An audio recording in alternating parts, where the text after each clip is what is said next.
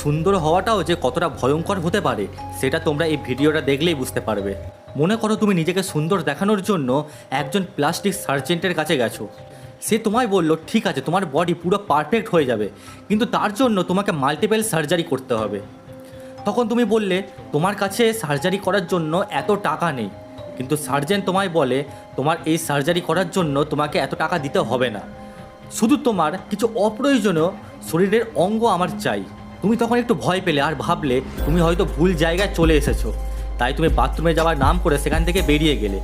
কিন্তু তুমি বাথরুমে না গিয়ে পৌঁছলে কোথায়? অপারেশন থিয়েটারে। সেখানে ওই সার্জেন্ট এক ধরনের গ্যাস ছেড়ে তোমাকে অজ্ঞান করে দেয়। তোমার জ্ঞান ফেরার পর তুমি যা দেখলে সেটা জানতে হলে তোমাকে এই শর্ট ফিল্মটা দেখতে হবে, যার নাম হলো প্লাস্টিক, যেটা তোমরা ইজিলি ইউটিউবে ফ্রিতে পেয়ে যাবে। আর হ্যাঁ, যাওয়ার আগে এরকম আরও ভিডিও পেতে হলে এই চ্যানেলটাকে সাবস্ক্রাইব করে দিও।